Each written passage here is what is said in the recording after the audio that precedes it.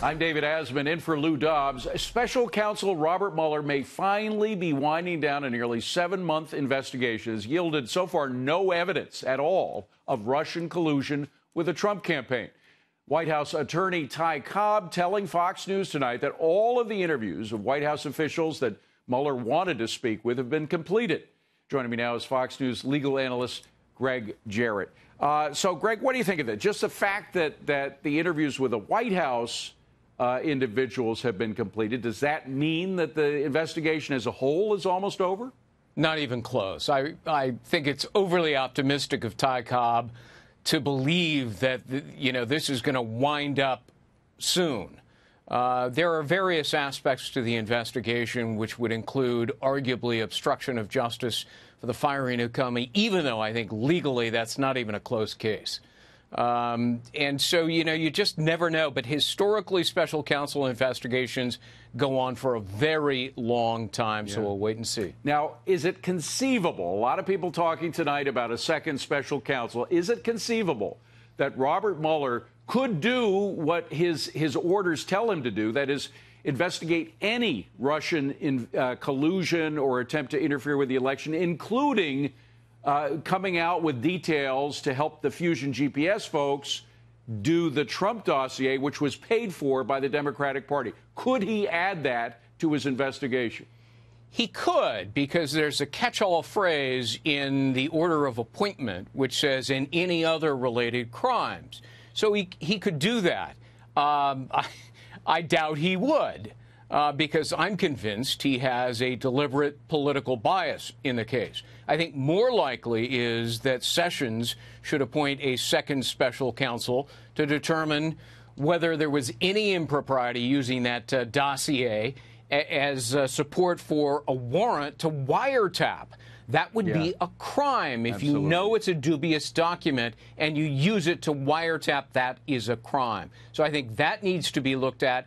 And the special counsel, if one is appointed, a second one, should also look into whether Comey and Peter Strzok at the FBI obstructed justice in the Hillary Clinton email case. And then there is the case of Bruce Ohr, who not only, he was, I think, the third or fourth highest Justice Department official. His office was very close to the Attorney General's. It was found out last week that he was dealing with Fusion GPS, which, of course, had this awful Trump dossier, which had a lot of false information in it.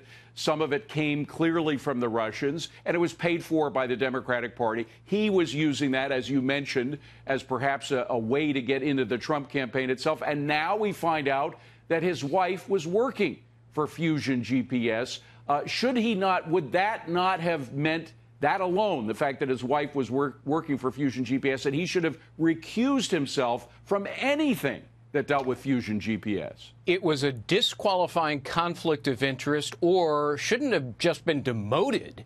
He should have been fired on the spot for violating DOJ regulations. You cannot be using a source that your wife works for as part of an investigation. That's strictly prohibited. It's unconscionable he would do it, but it underscores the Obama holdovers at the Department of Justice who seem to have been politically motivated and arguably corrupt. Right, and it underscores the whole idea of the deep state that is operating by its own rules, that can stay on no matter how many rules they violate.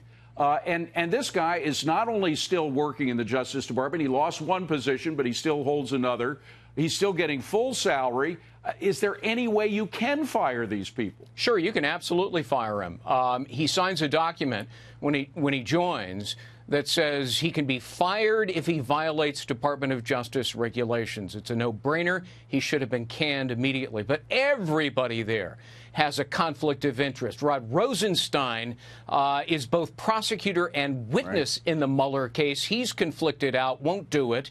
And Robert Mueller himself has not one but two conflicts of interest that should have disqualified him, and yet he persists. And Andrew Weissman, the lead prosecutor, was a big Hillary fan, was at her election night party itself. It just goes on and on. It does. Gregg Jarrett, thank you very much, reporting from Washington tonight.